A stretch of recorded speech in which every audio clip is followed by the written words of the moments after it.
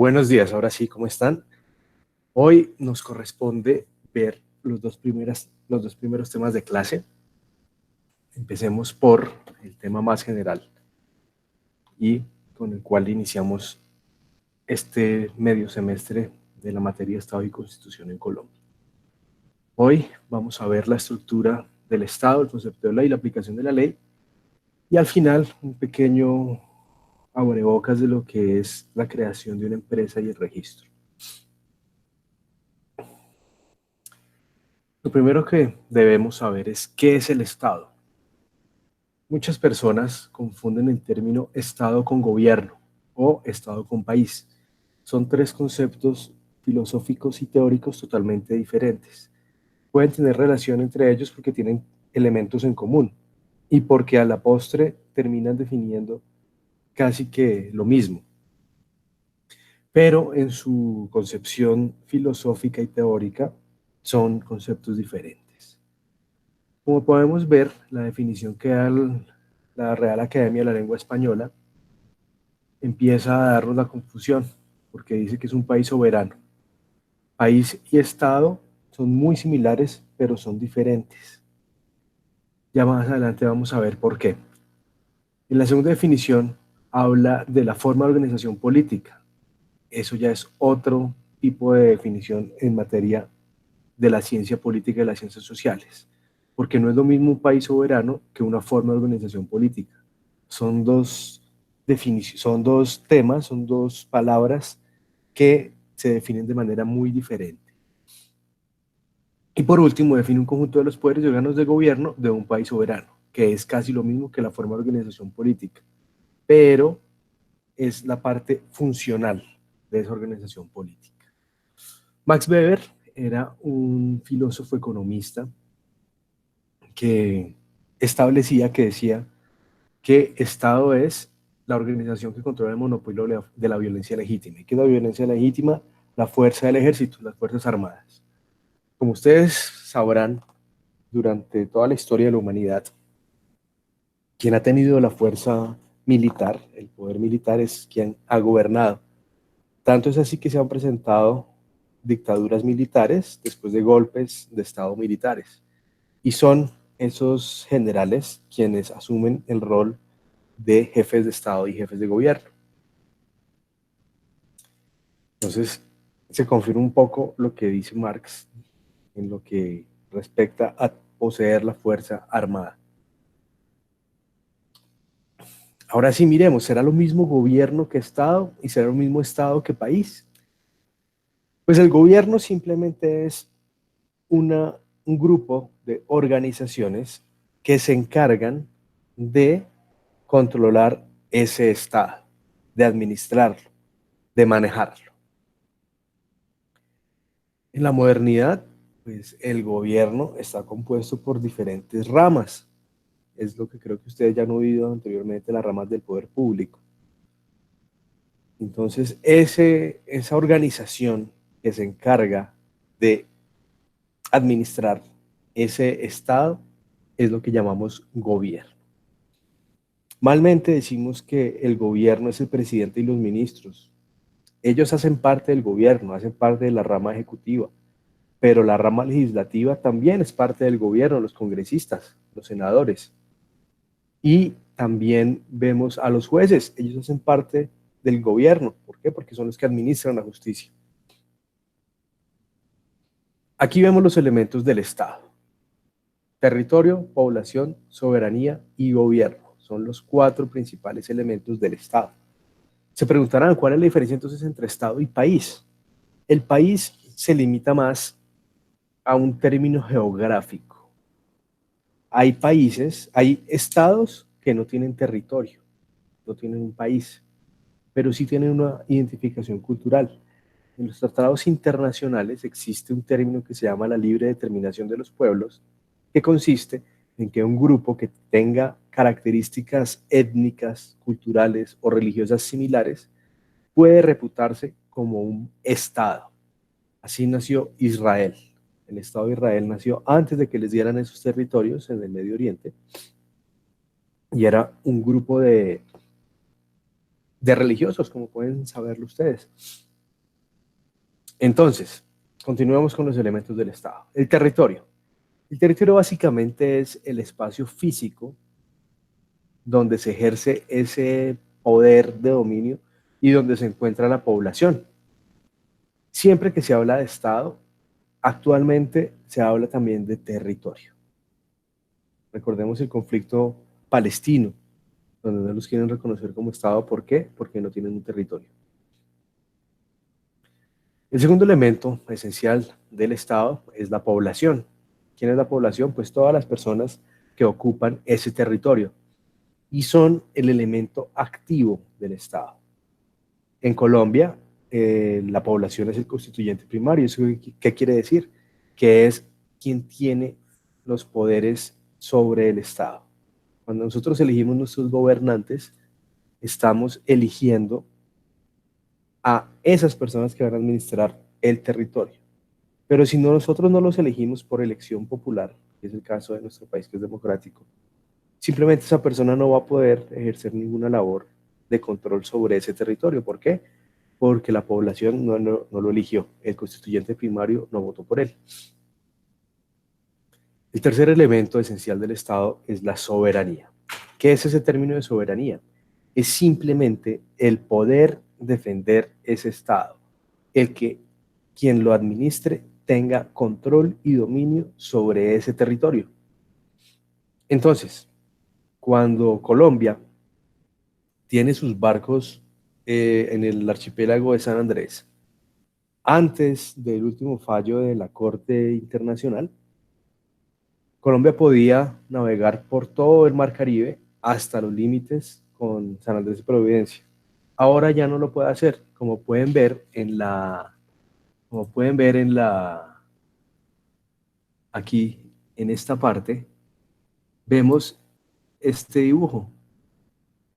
Este dibujo está actualizado con la decisión de la Corte Internacional. Antes, Colombia tenía este gran dibujo grande que no está punteado, bueno, solamente está punteado por este lado. Por ahí era su mar territorial. En todo este sector podían andar los barcos colombianos. Ahora, con la nueva decisión de la Corte Internacional, Colombia solo va a poder navegar dentro de estos límites, y dentro, en esta zona. Y junto a las islas, junto a las islas. Si ven que al lado de las islas hay unas pequeñas zonas, ahí puede andar. Si una embarcación colombiana circula por estos lugares por donde está punteándose, estará invadiendo el mar territorial de Nicaragua. Y eso iría en contra de su soberanía, de la soberanía de Nicaragua. ¿Por qué? Porque ellos tienen derechos sobre estas franjas de mar que perdimos. Ahora, si Nicaragua o Costa Rica o Panamá tienen un barco adentro de esta zona, estarán invadiendo nuestra soberanía. ¿Por qué? Porque en estos territorios, en estas franjas, Colombia ejerce su poder militar para proteger el territorio. Lo mismo ocurre en el Pacífico. Si Ecuador llega a tener barcos en alguna de estas zonas, estará violando la soberanía de Colombia. ¿Por qué? Porque está entrando al territorio colombiano. Y por ende, Colombia podría hundir esos barcos. Actualmente hay muchas noticias respecto a que los chinos han venido a pescar en el Pacífico y han invadido las aguas territoriales de Colombia. En ese caso, si se llegase a encontrar un barco de nacionalidad diferente a Colombia, la Fuerza Armada podría primero pues, decomisar el barco, retenerlo y solicitarle una explicación al país del cual ese barco esté registrado, su nacionalidad. ¿Por qué no hunden esos barcos de una sola vez? Porque hundir un barco de otro país implicaría una incitación a la guerra, así ellos estén invadiendo la soberanía de Colombia. Entonces lo primero que se hace es agotar los mecanismos políticos. Va la Cancillería, va el Ministerio de Relaciones Exteriores a hablar con ese país para que le ponga una solución a ese problema internacional. Primero hay que agotar la vía diplomática. Muchas veces los aviones de Venezuela han pasado la frontera Al pasar la frontera, están violando la soberanía colombiana. La Cancillería presenta una nota de protesta a Venezuela y Venezuela explica y da cualquier tipo de excusa. ¿Por qué se hace eso? Para evitar que se genere una guerra entre los dos países. Entonces, eso es la soberanía, es el poder ejercer el control sobre el territorio del Estado, defenderlo. Eso no solamente implica la defensa militar del territorio, sino también la libertad de administrar ese territorio como los gobernantes lo deciden administrar. Esto ocurre en Venezuela. Es el ejemplo más fácil que tenemos a la mano.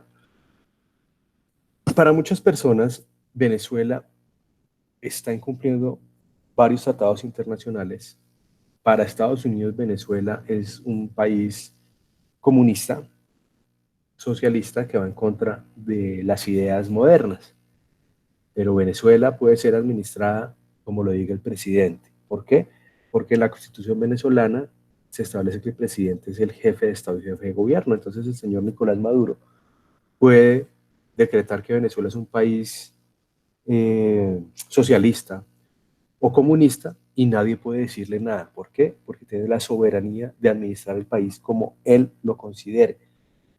Y pues hasta el día de hoy no se ha logrado demostrar que el señor Maduro haya cometido algún tipo de fraude para llegar a la presidencia y hasta que no se ha condenado y no se ha retirado del cargo, él podrá administrarlo como lo desee. Lo mismo ocurre en Colombia. Colombia es un país donde el capital es muy importante, es un país capitalista y, como ya lo hemos visto en los últimos gobiernos, ha estado en contra de las políticas que ha tenido Venezuela, pero no puede decir nada, no puede inmiscuirse en esa administración de Venezuela porque Venezuela es soberano. Juan Sebastián Maldonado tiene una pregunta. Si quiere, abra su micrófono y compártala con todos.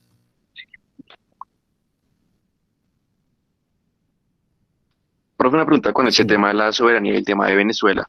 ¿Eso afecta sin importar, digamos, si las políticas que tome el presidente hace que miles y miles de ciudadanos mueran? Sin importar eso, tiene soberanía y no lo puede destituir ninguna como corte externa o algo por el estilo.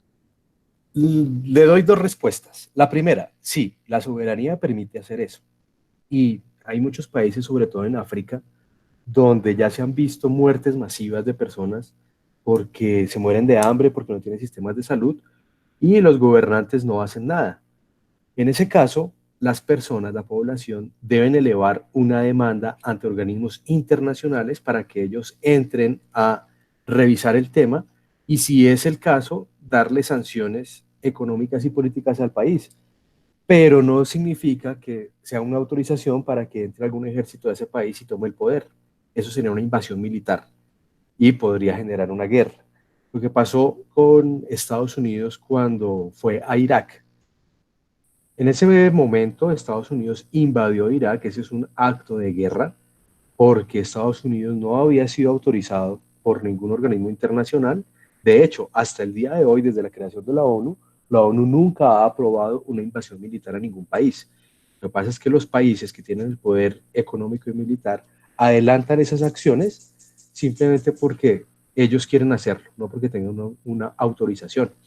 Además, por tratados internacionales, como ya les dije, en uno de esos tratados se habla de la libre determinación de los pueblos. Eso implicaría que un país que invada a otro estaría violando los tratados internacionales.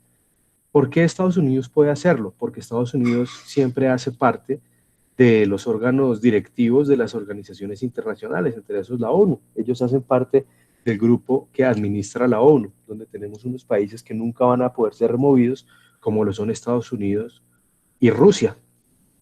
Entonces, sí existen mecanismos para evitar que pase lo que dice el compañero, pero a la postre resultan siendo algo inoficiosos, porque la ONU ha indicado que en muchos países está siendo mal gobernados, pero pues no puede hacer nada más. Les hacen ciertos boicots económicos, como por ejemplo el cierre de fronteras comerciales, donde no los dejan eh, importar o exportar, y eso es una presión económica para que los gobernantes renuncien a su cargo.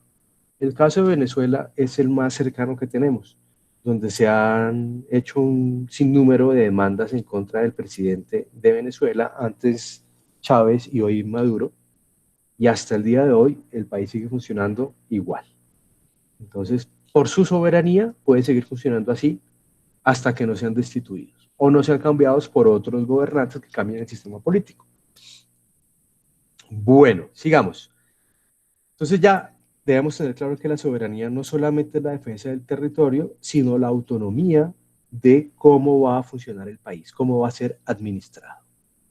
Y por último, tenemos el gobierno, que son el conjunto de instituciones que toman las decisiones y que administran ese territorio.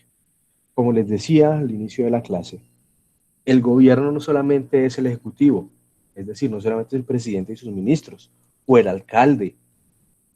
También están las otras ramas del poder público y los órganos administrativos, los órganos de control, que más adelante vamos a ver cuáles son.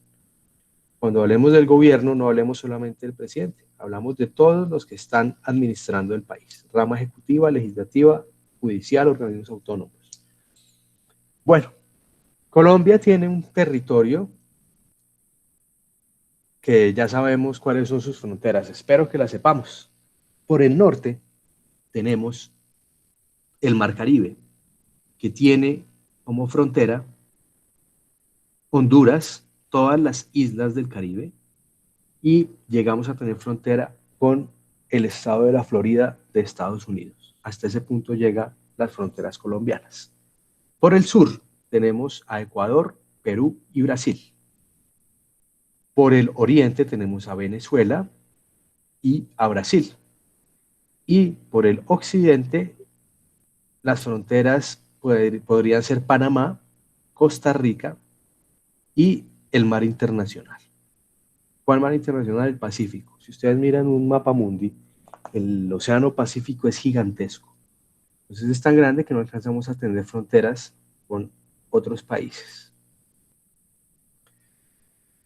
Según el anterior censo, éramos 48.258.494 habitantes. Según el actual censo, al cual no se le creen mucho las cifras porque después de varias investigaciones se demostró que las encuestas del censo estuvieron mal diligenciadas, mal hechas. Hubo muchas personas que fueron censadas dobles y hubo muchas personas que nunca fueron censadas. ¿Eso qué significa? Que los datos de ese censo son irreales, no se deben creer porque fueron mal tomados. En Colombia casi un 52% de la población son mujeres y el 48% son hombres.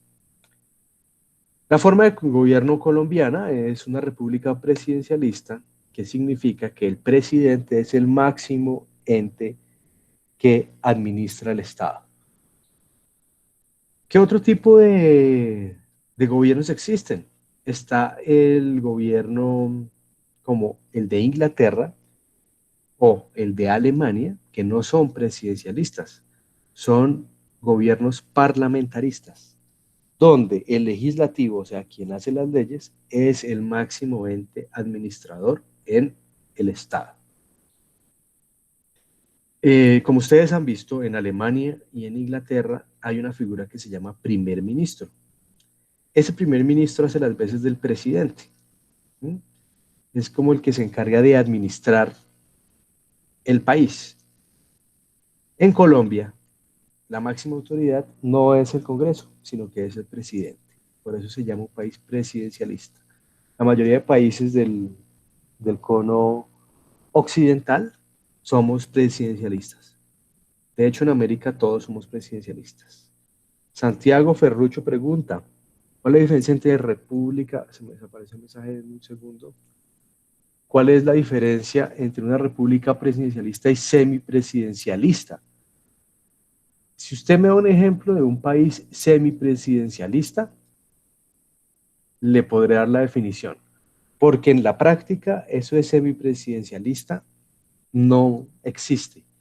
Presidencialista simplemente es donde el presidente es el encargado de tomar las decisiones más importantes, quien administra los recursos públicos y quien dirige las fuerzas armadas. Semipresidencialista tal vez sea una definición en la que el primer ministro tenga las mismas calidades de un presidente, simplemente que siempre debe seguir las indicaciones del Parlamento. Tal vez a eso se refiere Santiago.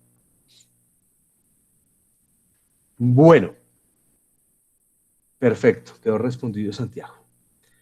Actualmente nuestro presidente pues, es Iván Duque Márquez y la vicepresidenta es Marta Lucía Ramírez. Siempre me han preguntado cuál es la labor del vicepresidente. El vicepresidente está para reemplazar al presidente cuando no se encuentre, siempre y cuando él no haya dejado sus poderes delegados en un ministro.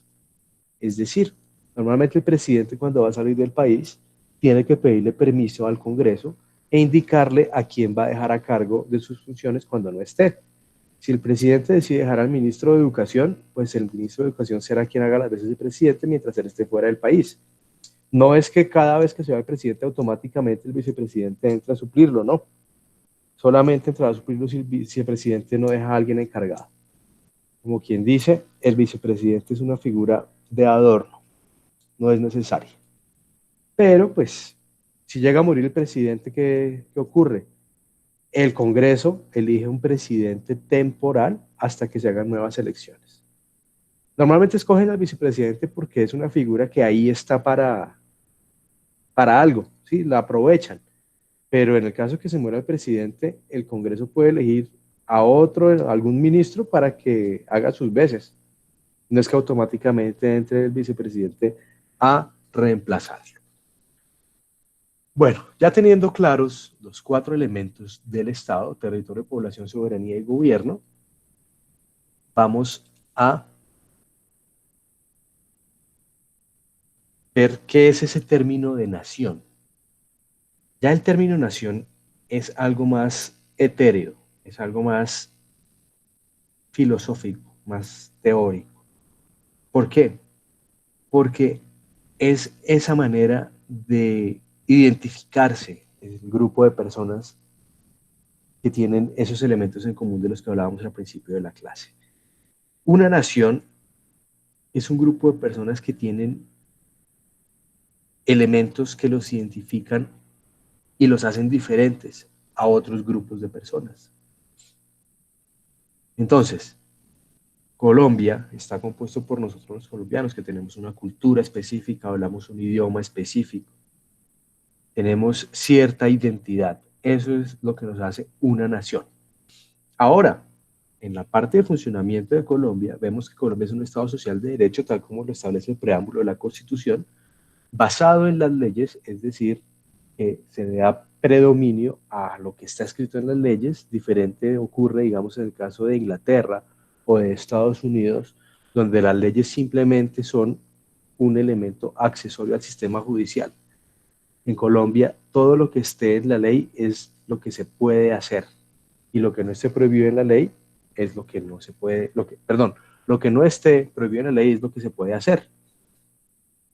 En Colombia tenemos un sinfín de leyes, yo creo que tenemos más de 5.000, 6.000 leyes, que tratan diferentes temas, que intentan tratar todos los temas que podrían afectar al país. Tenemos leyes laborales, tenemos leyes penales, tenemos leyes fiscales, comerciales, civiles, muchas leyes. Hay exceso de leyes en este país. De hecho, la Constitución colombiana es una de las más grandes del mundo. Y una Constitución simplemente da el marco normativo de un país. En Colombia, como somos un país de leyes, quisimos incluir todo lo que más se pudo en esa Constitución, por eso tenemos más de 350 artículos. Mientras que países que tienen constituciones más pequeñas funcionan mucho mejor, como es el caso de Inglaterra. ¿Qué significa que un país sea laico? Que no sigue ninguna religión. Y como ustedes saben, en Colombia hay libertad de cultos. Entonces eso significa que no solamente no somos católicos, sino que aceptamos todas las religiones: cristianos, judíos, budistas, islamistas. Todas esas religiones tienen el mismo valor para el Estado. ¿Por qué se hace esta aclaración? Porque resulta que en la Constitución de 1886 Colombia era un país católico. Por consiguiente, antes de la Constitución del 91, lo que dijera la Iglesia era muy importante. De hecho, la iglesia coadministraba el país. Lo que decía el obispo tenía que ser seguido y acatado por el presidente, lo que implica, como ustedes podrán darse cuenta, que la iglesia tenía un poder enorme en el funcionamiento político del país. Y siguiendo la lógica religiosa, la política no tendría nada que ver con la creencia. Saliendo de las mismas bases católicas. Entonces, en la nueva constitución del 91 se cambió eso y se dijo que Colombia no iba a seguir ninguna creencia, ninguna fe, porque había diversidad de personas. Entonces era necesario, en aras de la libertad, garantizarle a todas esas personas que pudieran profesar la religión que quisieran y que todas las religiones tuvieran el mismo peso para el funcionamiento del país. Como quien dice, ninguno, porque ninguna religión es más en Colombia, pero pues tampoco lo que diga la religión es trascendental para el funcionamiento del país. Colombia es un país descentralizado. ¿Qué quiere decir eso?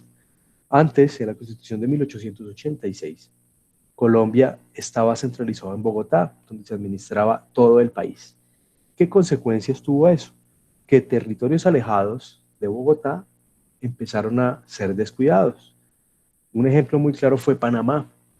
Panamá se perdió en el año de 1903, después de la Guerra de los Mil Días, porque Panamá era como el Chocó de hoy.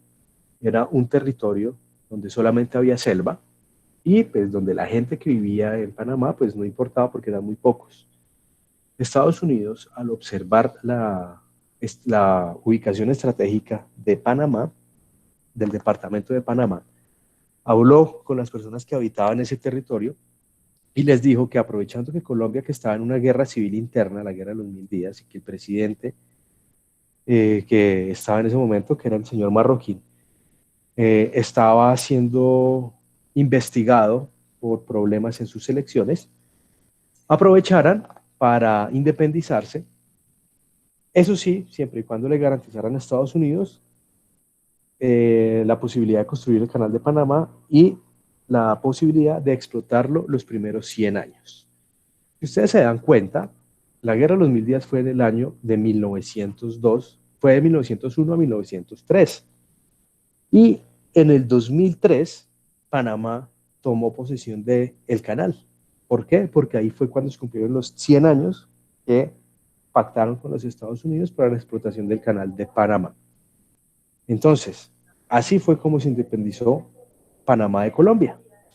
No fue una guerra, simplemente aprovecharon que Colombia era un país centralizado y que era un territorio olvidado.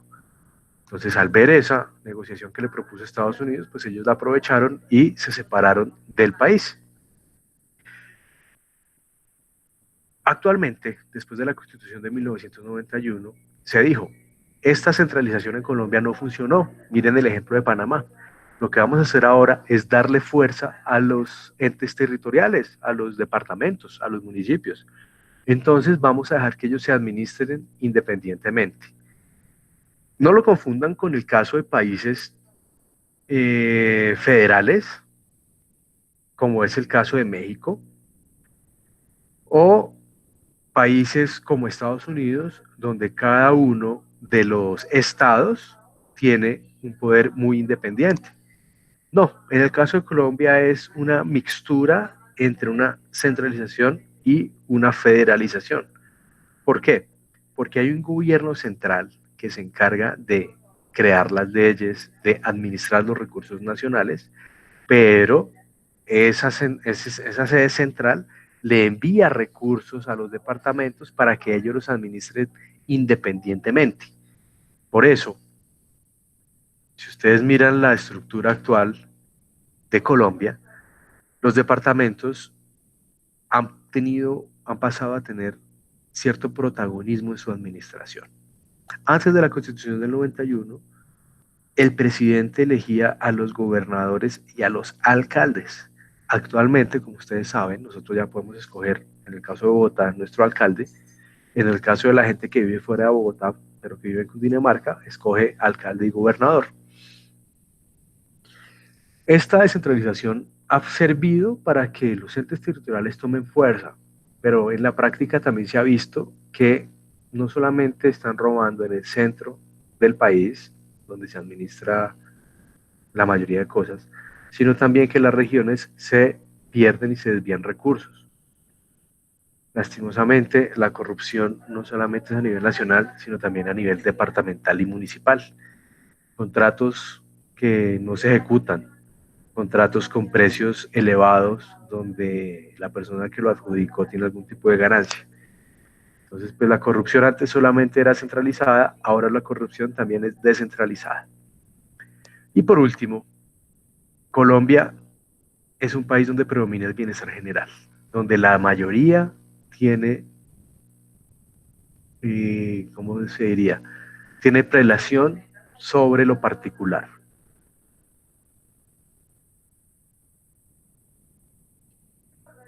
Aquí vemos la estructura del Estado colombiano.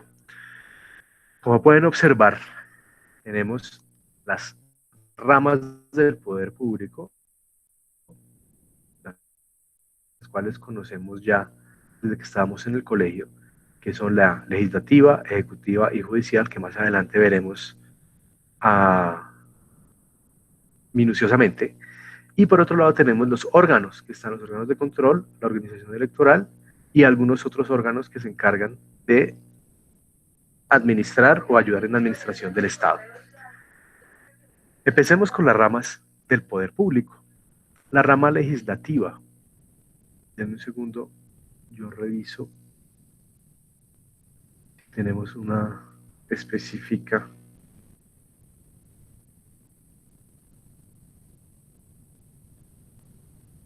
Esas las vamos a ver más a fondo en la siguiente clase. Hoy solamente vamos a revisar el marco general de la estructura del Estado. Legislativa es aquella que se encarga de hacer las leyes. Ejecutiva es aquella que se encarga de administrar los recursos y la judicial es la que se encarga de hacer cumplir las leyes y que el ejecutivo se comporte de la manera que se debe comportar. Ahora, tenemos a los órganos de control, donde está la Procuraduría, que es la que se encarga de revisar las actuaciones de los funcionarios públicos, la Contraloría, que se encarga de revisar la buena ejecución de los contratos y de los recursos públicos, y la Defensoría del Pueblo, que es la que se encarga de proteger a los ciudadanos de cualquier abuso de las ramas del poder público. Esos son los tres organismos de control principales. La organización electoral está dividida en dos partes. El Consejo Nacional Electoral, que es el encargado de organizar toda la parte de elecciones y funcionamiento político del país, y a su vez está la Registraduría Nacional del Estado Civil, que es donde se encuentra el registro, valga la redundancia, de todas las personas del país. Ahí tenemos el registro de los nacimientos, de las defunciones, la emisión de los documentos de identidad. ¿Y por qué trabajan junto al Consejo Nacional Electoral? Porque en Colombia los mayores de 18 años son las personas que pueden ejercer su derecho al voto. ¿Y quién lleva ese registro? Pues la Registraduría Nacional del Estado Civil. Y por otro lado tenemos otros órganos de la estructura del Estado, como lo son el Banco de la República, que en pocas palabras es el Banco Central, que dictamina la política económica del país, emite la moneda, se encarga del control de divisas, y la Comisión Nacional de Televisión, que es la encargada de revisar los contenidos de la televisión pública y de emisión pública.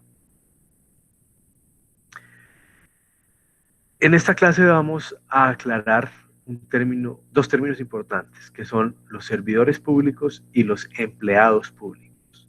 Suenan muy parecidos, pero son diferentes. El servidor público son aquellas personas que están al servicio del Estado para cumplir las finalidades del mismo Estado. ¿Quiénes son esos? Son esas personas que se encargan de administrar el Estado. ¿Y quién es el principal administrador del Estado en Colombia? Un país presidencialista, pues el presidente. El presidente es el que ejecuta el presupuesto, el que dice cómo se va a gastar el presupuesto. Más adelante vamos a ver que pues no es tan fácil como lo estoy diciendo, tiene que surtirse un trámite, tiene que pasar un plan nacional de desarrollo donde indica cómo va a gastarse la plata, pero a la postre es el que establece cómo se va a administrar este país. Están los ministros que hacen parte de la presidencia, que son elegidos por el presidente, por eso hablamos de dos categorías de servidores públicos, elección directa, elección indirecta. Entonces, esos de elección directa son aquellos por los que nosotros directamente votamos. Entonces, ¿por quiénes votamos los colombianos? Vamos a empezar de nivel nacional a nivel territorial. A nivel nacional, los colombianos votamos por presidente. Hasta ahora, nunca hemos votado por ministros. Más adelante vamos a ver por qué. Nosotros votamos por presidente, líder del Ejecutivo. Votamos por Cámara de Representantes y Senado de la República, líderes del Legislativo. Y en Colombia no existe la elección popular de jueces, como si ocurre en Estados Unidos, donde uno puede votar por los jueces y por los fiscales.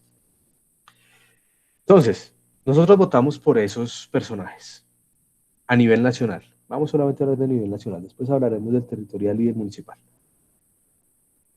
Cuando votamos por presidente, nosotros no sabemos a quién van a elegir de ministro de Telecomunicaciones o de ministro de Medio Ambiente. Simplemente vamos a elegir al presidente. Elegido el presidente, él ya tiene la potestad de elegir a las personas con las que va a trabajar, en este caso los ministros.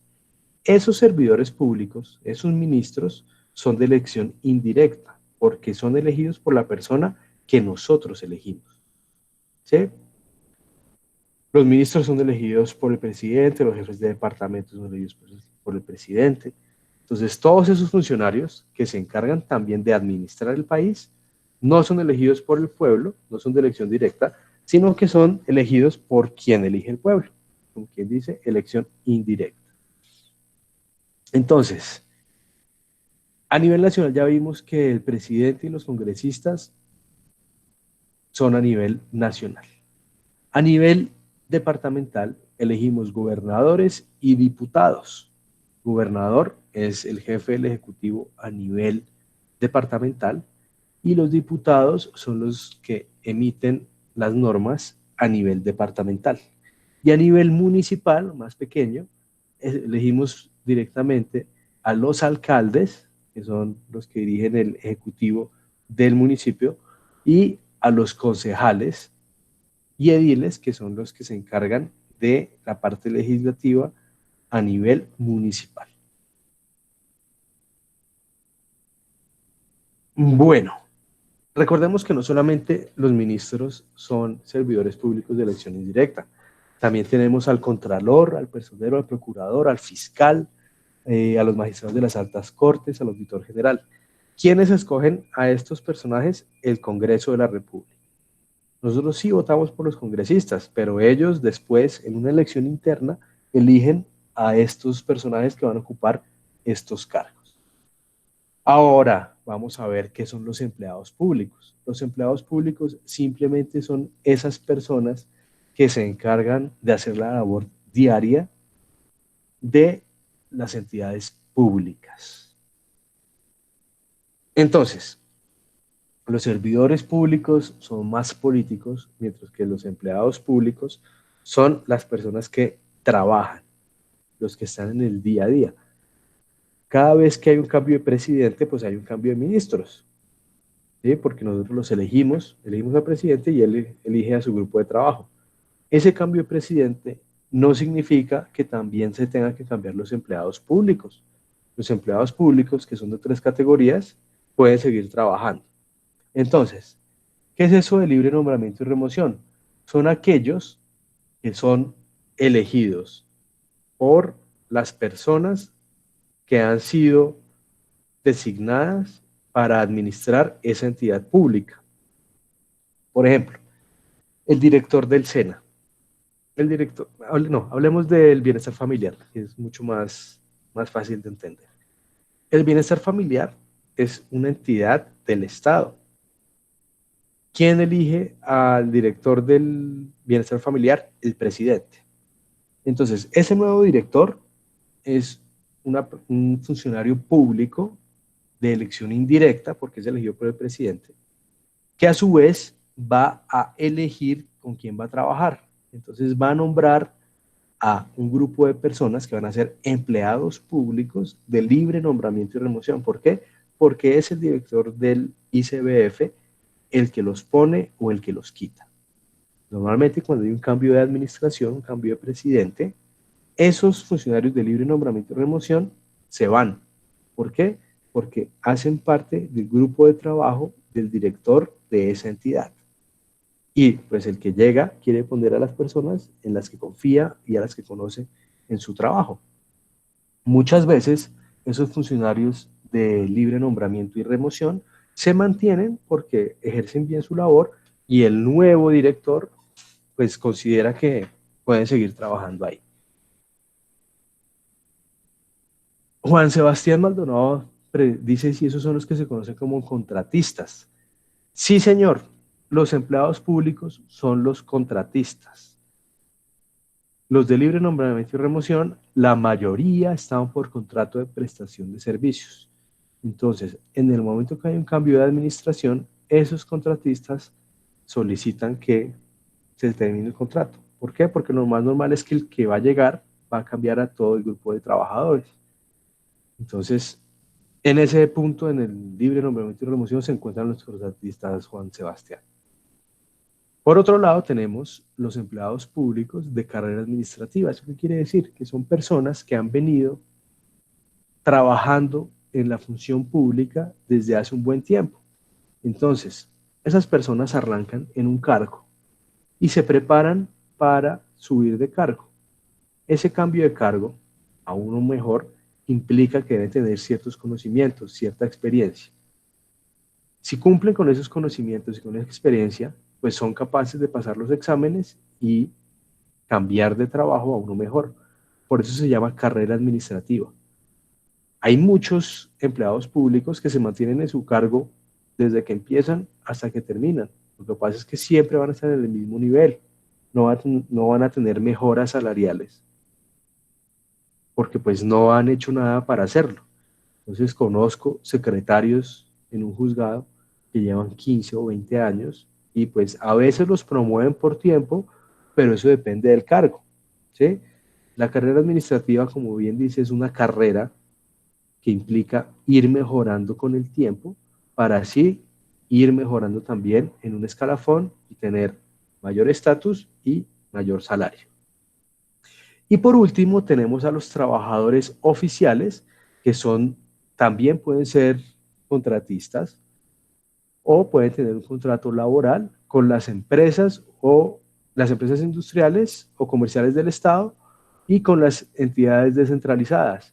Normalmente los trabajadores oficiales son los que se encargan de labores técnicas. Digamos, en el acueducto de Bogotá, que es una entidad pública, los ingenieros que se encargan de ir a revisar las tuberías son trabajadores oficiales. ¿Por qué? Porque no hacen parte de la política, entonces no son de libre nombramiento y remoción, y su cargo no implica un mejoramiento de estatus, por eso tampoco hacen parte de la carrera administrativa. Son simplemente trabajadores. La señora de los tintos que trabaja en un ministerio, ella es una trabajadora oficial, ojo, siempre y cuando esté contratada directamente con el Estado. Si es una empresa que licitó y presta sus servicios, pues esa señora de los tintos no es una trabajadora del Estado, sino que es una trabajadora particular para una entidad particular que se ganó una licitación. Si esa persona, si esa señora trabajara con el ministerio directamente, es un trabajador oficial. Bueno,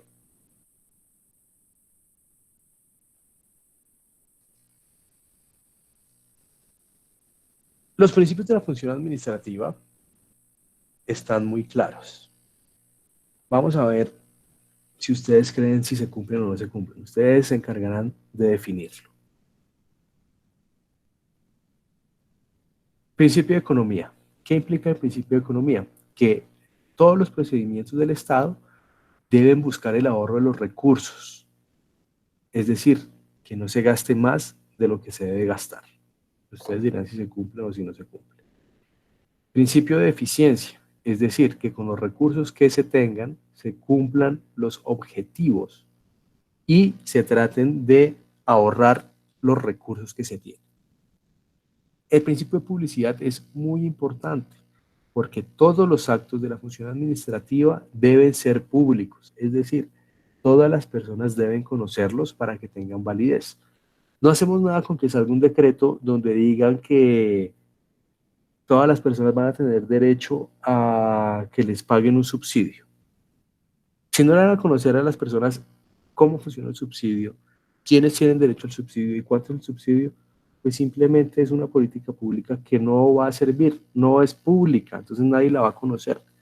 El principio de publicidad es muy importante también para que las personas, cuando lo conozcan, cuando sea público, tengan la oportunidad de controvertirlo y decir por qué no están de acuerdo.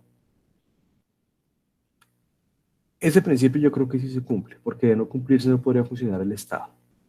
El principio de celeridad, como bien dice su palabra, la palabra celeridad implica que la función pública debe funcionar lo más rápido posible, sin dilaciones.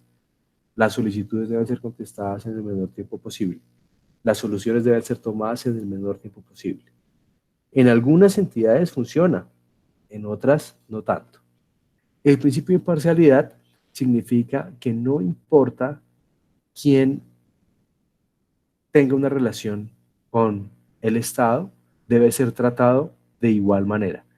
No importa ni su condición económica, ni su preferencia sexual, ni su grupo o etnia a la que pertenezca, ni su género. Siempre deben ser tratados iguales, como un ciudadano, sin importar qué características tenga ese ciudadano. Y por último, el principio de contradicción, que está muy relacionado con el principio de publicidad, y es el darle la oportunidad a las personas de contradecir los actos de la administración.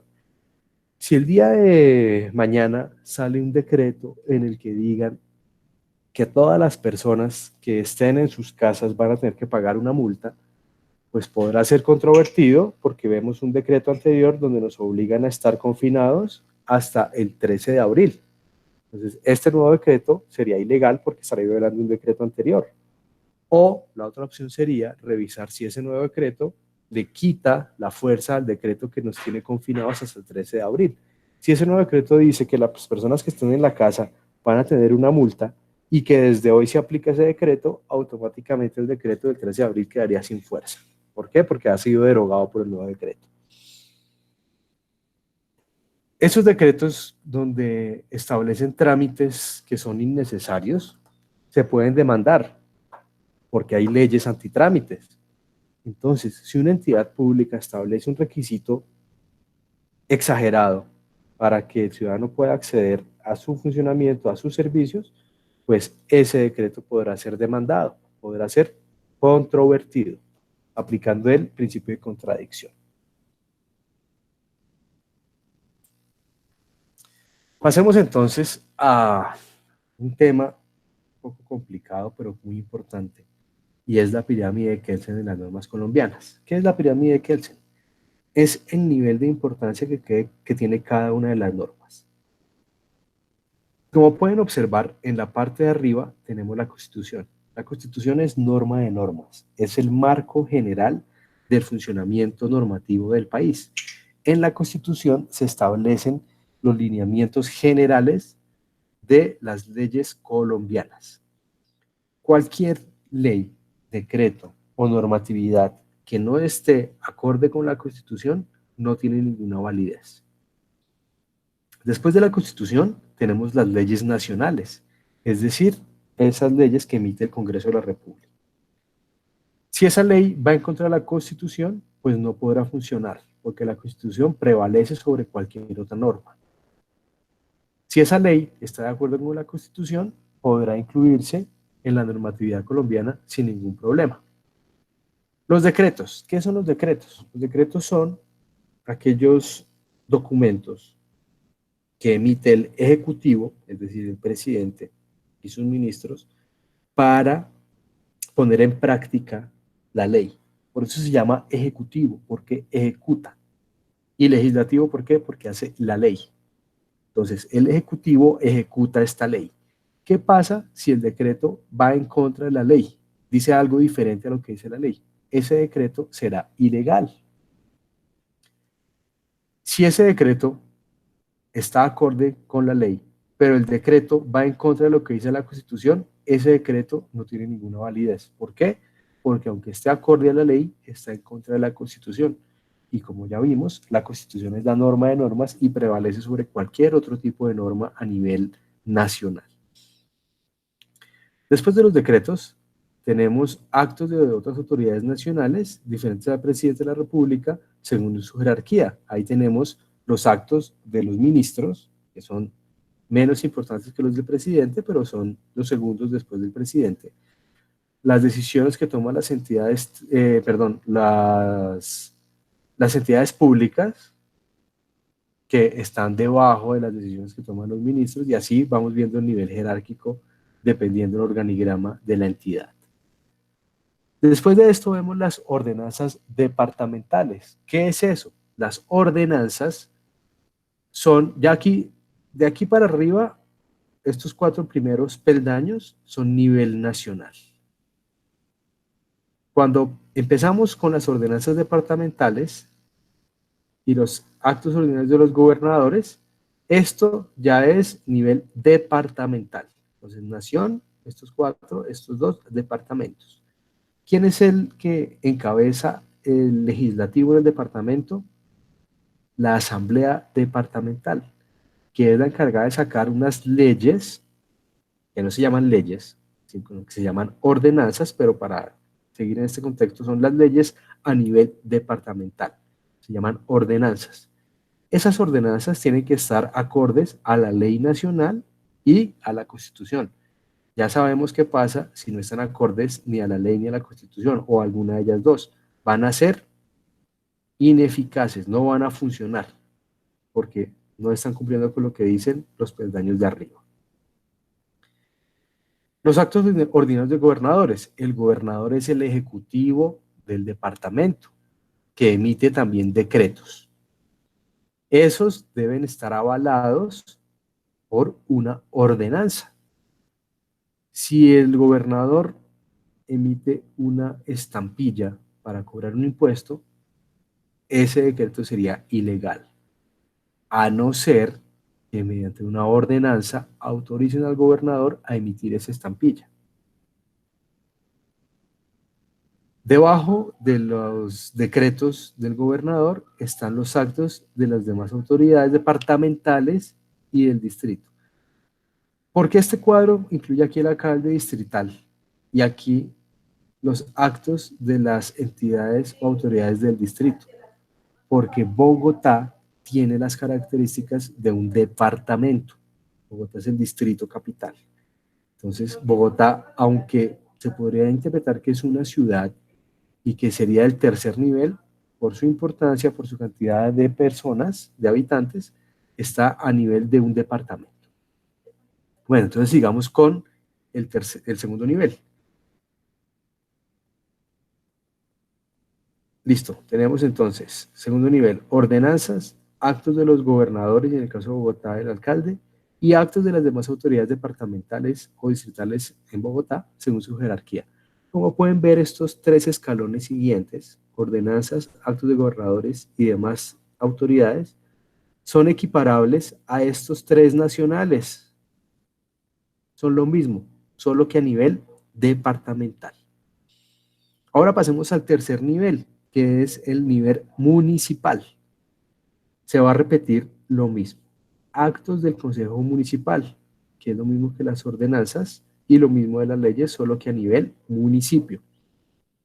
Acuerdos municipales y los actos de los alcaldes dictados con fundamento de autoridades extraordinarias de los consejos, cuando el consejo le da la potestad al alcalde de emitir ciertos tipos de acuerdos. Esa es otra cosa que debemos recordar. Aquí hablamos de ley emitida por el Congreso Nacional, ordenanza departamental emitida por la Asamblea Departamental y acuerdos municipales emitidos por los consejos municipales. Estos 3 que acabamos de hablar, ¿cuáles son? La rama legislativa.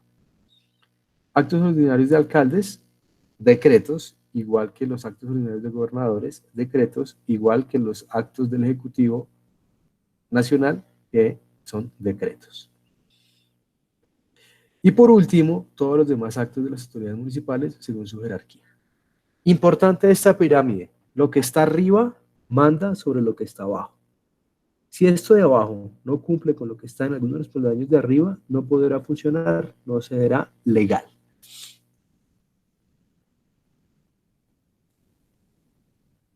Pasemos entonces a la definición de persona en Colombia.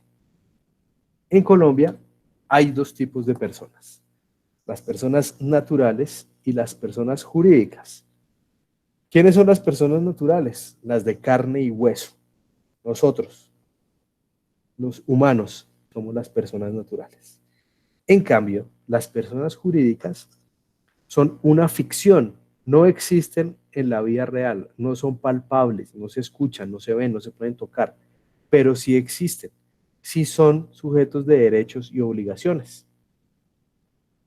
¿Cuáles son los ejemplos de las personas jurídicas? Las sociedades, mal llamadas empresas, porque empresa no es lo mismo que sociedad. Entonces, la persona natural, si es la de carne y hueso, ¿cómo aparece? Pues cuando nace, cuando nos recibe un médico en el momento de nacer. Ahí empezamos a ser personas naturales. Existe un debate en la actualidad respecto a desde cuándo se es persona, si desde el momento de la concepción o desde el momento del nacimiento. No sé si han escuchado últimamente el tema del aborto, donde dicen, los detractores del aborto dicen que desde el momento de la concepción ya se creó la vida y por ende ya es un sujeto de derechos, o las personas pro aborto que dicen que la persona solamente es persona desde el momento de su nacimiento, es decir, cuando tome un respiro y funcione como un ente individual separado de su madre. Ustedes son libres de decidir cuál concepción toman.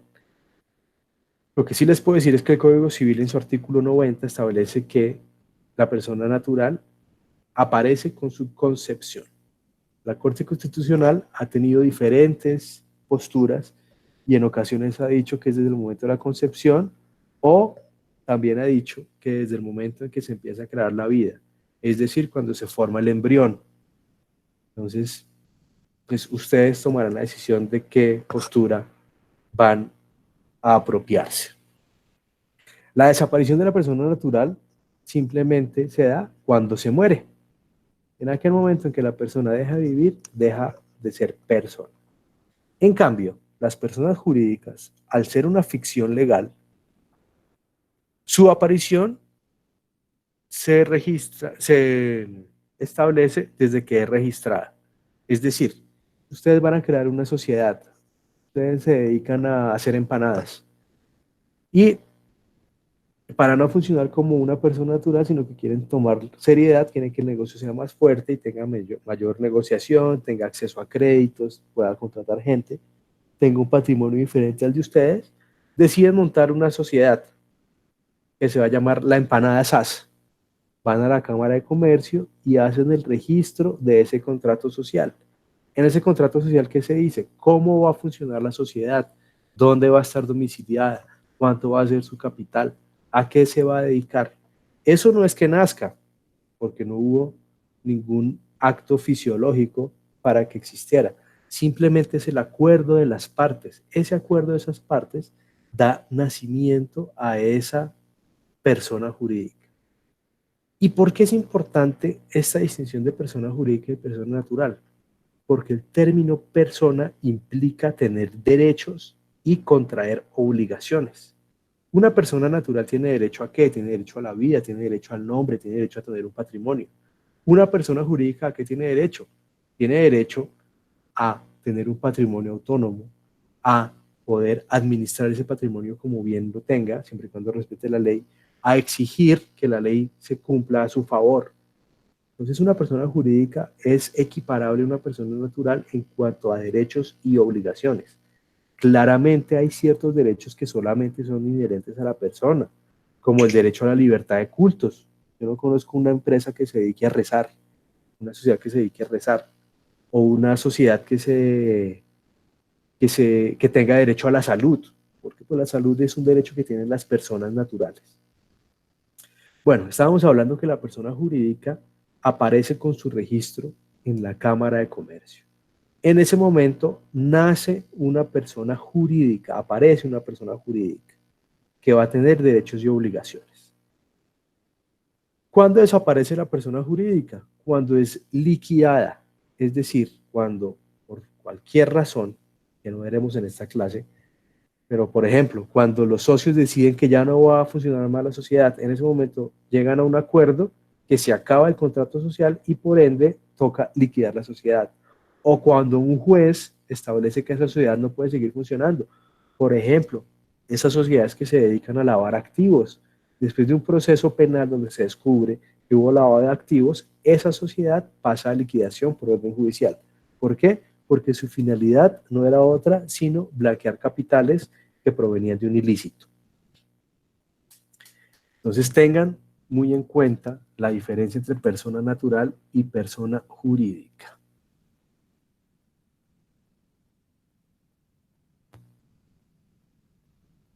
El término domicilio y residencia es muy importante que tengan claro, porque no es lo mismo domicilio y residencia. Se reputan de dos entes totalmente diferentes. El domicilio será aquel lugar donde una persona jurídica adelante su actividad económica y donde sea administrada. Ese es el domicilio. Mientras que la residencia es el lugar donde habita la persona humana, valga la redundancia. Ese lugar donde tiene su cama, donde tiene su comida, donde toma sus alimentos, donde descansa, esa es la residencia. Entonces, cuando hablemos de domicilio, es la dirección donde se encuentra la sede de administración de una sociedad, mientras que residencia es el lugar donde vive una persona natural. Estos términos se confunden muchísimo porque se entiende que el domicilio es la dirección de la casa. No, el domicilio es la dirección donde queda la sede de administración de la sociedad.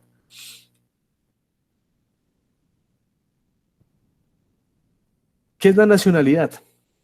La nacionalidad en las personas naturales será el lugar donde nazcan, en un principio, o donde soliciten sean reclamados como ciudadanos.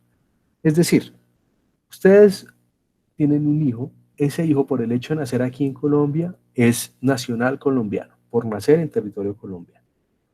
Si ustedes tienen ese niño en Perú, ese niño va a ser nacional peruano por nacimiento y nacional colombiano por adopción. ¿Por qué? Porque nació en Perú, pero sus papás son colombianos y por ende tiene la doble nacionalidad, tanto peruana como colombiana. En el caso de Estados Unidos, los niños que nacen en Estados Unidos son nacionales de Estados Unidos. No importa que sus papás sean de otro país. Con los cambios que ha introducido el presidente Trump, se está buscando que los papás de otros países que tengan niños en Estados Unidos mantengan una división claramente marcada para que nunca puedan, o sea, para que tengan que surtir un montón de procedimientos para no ser ciudadanos norteamericanos por ser padres de un niño nacido en Estados Unidos, que el niño no los pueda reclamar como padres.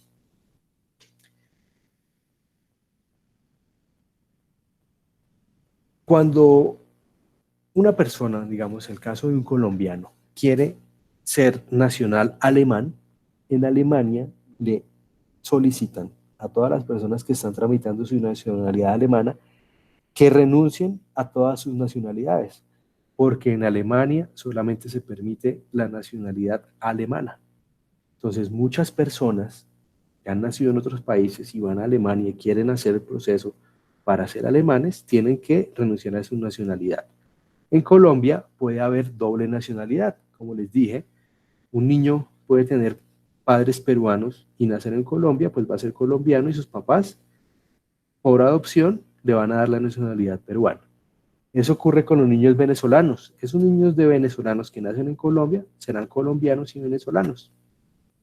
Antes de la crisis de Venezuela, las familias de Santander y Norte de Santander iban a tener sus hijos a Venezuela, porque el Estado venezolano en esas épocas daba muchos subsidios y era beneficioso tener la ciudadanía venezolana.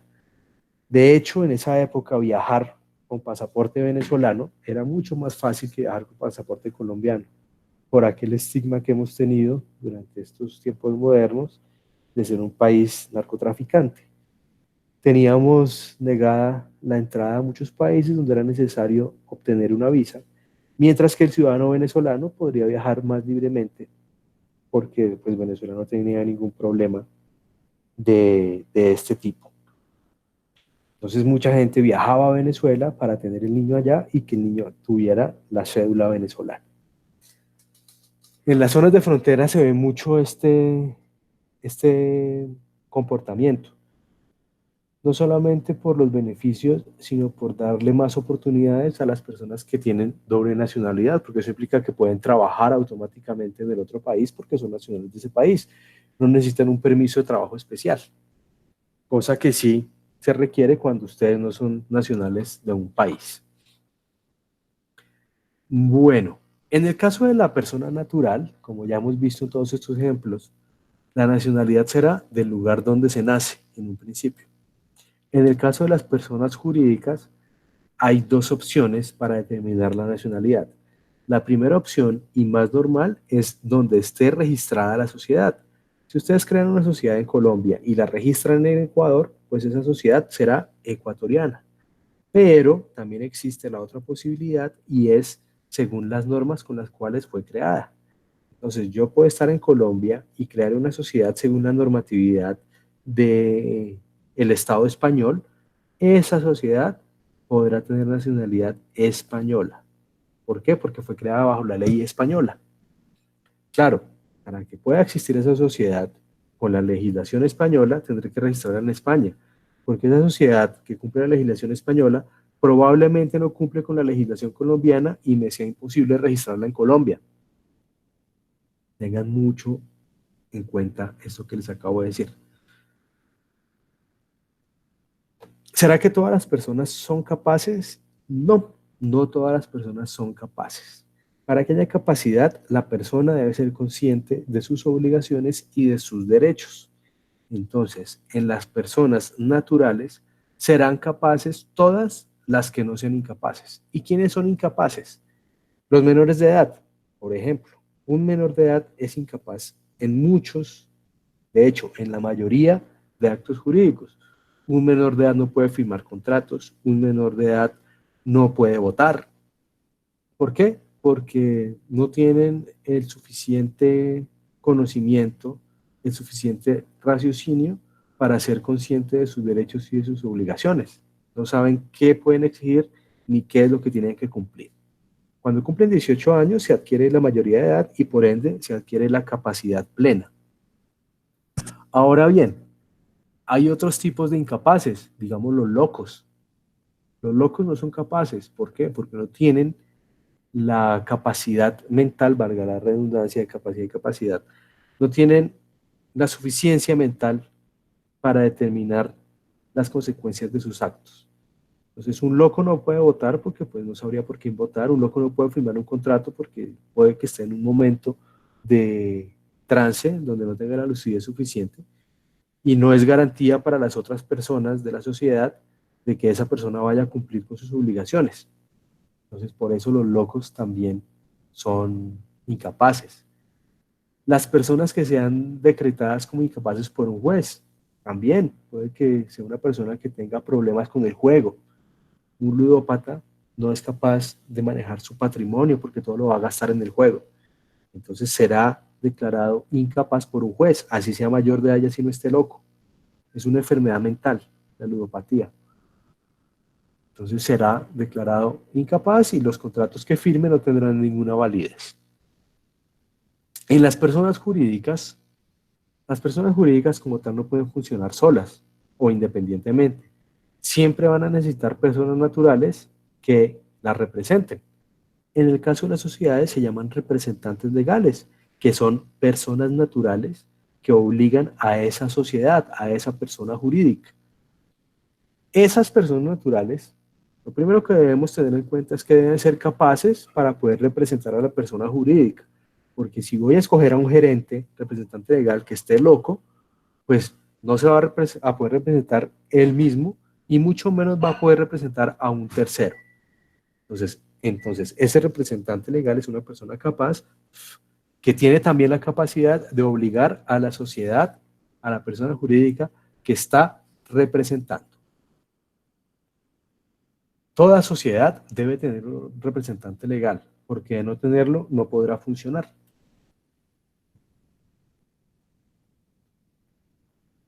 ¿Es lo mismo empresa que sociedad? Como les decía, no es lo mismo. ¿Qué es una empresa? Una empresa es un negocio, una actividad, es desarrollar algo, es poner en función de un objetivo o de varios objetivos una fuerza de producción, una fuerza de trabajo. Entonces, una empresa puede ser hacer gaseosas, hacer el líquido dulce carbonatado. Esa es una empresa. ¿Una sociedad qué es? Una sociedad es un acuerdo de voluntades de un grupo de personas naturales o de personas jurídicas para crear una nueva persona jurídica que se encargue de desarrollar diferentes empresas. No sé si ustedes sepan que es Crepes y Waffles. Crepes y Waffles es un restaurante que se dedica pues a vender comida. Esa no es una sociedad, es una empresa. ¿Cómo se llama esa sociedad? No tengo ni idea, pero puede que tenga un nombre totalmente diferente a Crepes y Waffles. Puede que se llame Inversiones Pepito Pérez y una de sus empresas sea Crepes y Waffles. Un ejemplo de esto es Postobón. Postobón es un grupo de empresas que se dedican cada una a hacer cosas diferentes. Tenemos una embotelladora, tenemos una fábrica de botellas, tenemos una fábrica de gaseosas, tenemos un ingenio de azúcar. Todos pertenecen al mismo grupo y son empresas diferentes. Hay muchas sociedades que tienen diferentes líneas de negocio y cada una está individualizada y pueden que sean muy diferentes, pero todas pertenecen a una sola sociedad, a una misma sociedad, pero son diferentes empresas. Normalmente nosotros confundimos el término empresa y sociedad y decimos la empresa Avianca S.A. No, para ser más rigurosos será la sociedad Avianca S.A.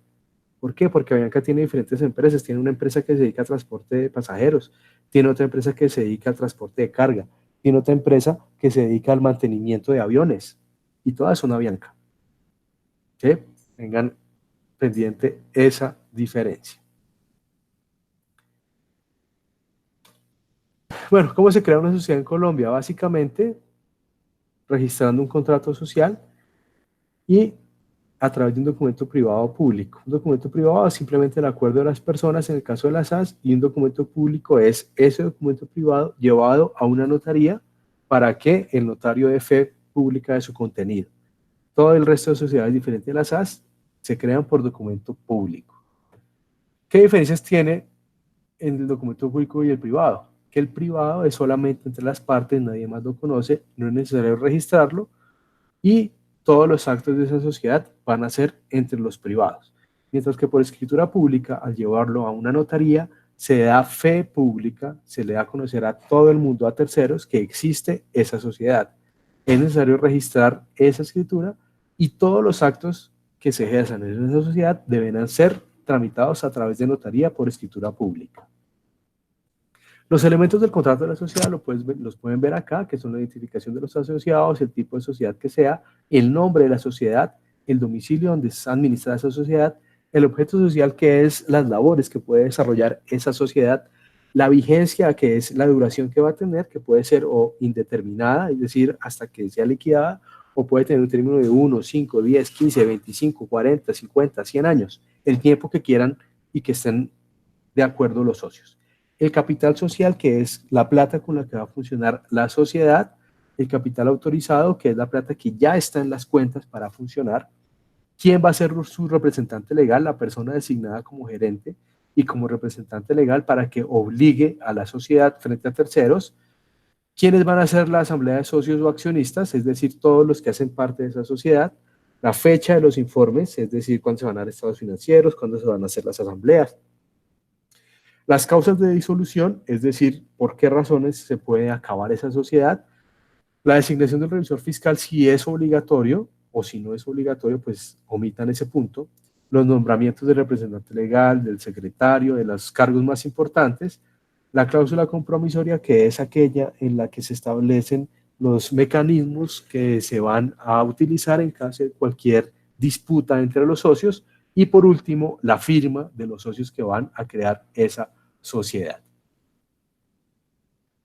La matrícula mercantil es simplemente el registro de esa sociedad ante la autoridad que se encarga de llevar esos registros, que en el caso de Colombia es la Cámara de Comercio. Es un procedimiento relativamente sencillo donde se llevan los estatutos de la sociedad, o sea, el contrato social que acabamos de ver, se lleva a la Cámara de Comercio, se registra, ahí en la Cámara de Comercio llenan unos formularios donde se establece cuál es el nombre de la sociedad, a qué se va a dedicar, cuál es el domicilio, quién la va a representar legalmente, muy importante, dónde van a tener las sucursales, los puntos de venta. Bueno, ahí está toda la información de la sociedad. Bueno, no vamos a ver el registro de la sociedad, es un tema que no nos corresponde,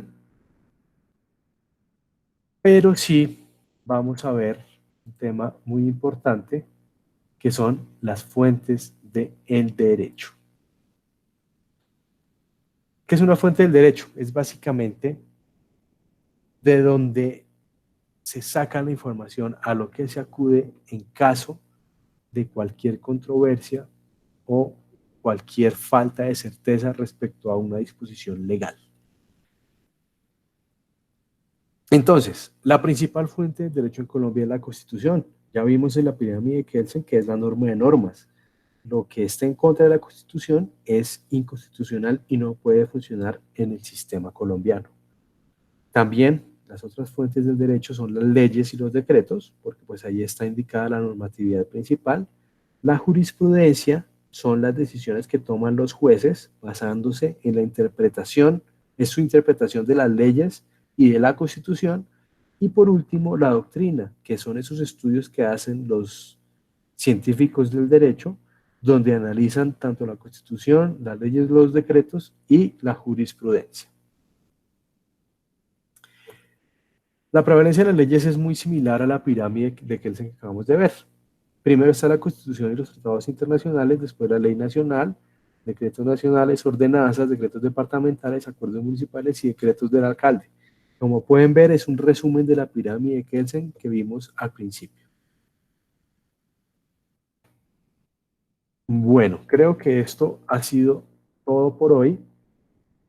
En un momento voy a subir una actividad, un quiz que tienen que diligenciar lo antes posible respecto al video que tenían que ver para la clase de hoy. Van a ser 2 preguntitas, cada una va a costar 2.5. La persona que no conteste ninguna pregunta, pero que haga el quiz, va a tener un 1. La persona que conteste una pregunta va a tener 2.5. Y la persona que conteste bien las 2 preguntas, pues va a tener 5. Entonces, en 5 minutos va a estar activo durante 5 minutos. Va a estar activo hasta las 9 de la mañana. Así que, por favor, en 5 minutos revisen el Moodle. Va a estar subido en Moodle.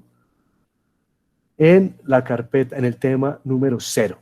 Ahí va a estar el quiz del control de actividad del video que tenía para la clase de hoy.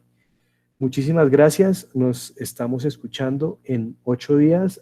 En Moodle voy a subir el material que deben preparar para la siguiente clase y voy a subir el link a esta grabación y la presentación que acaban de ver en la pantalla. Muchísimas gracias, por favor hagan el quiz. ¿Alguna pregunta antes de terminar la sesión? El que tenga preguntas me puede escribir o puede abrir su micrófono.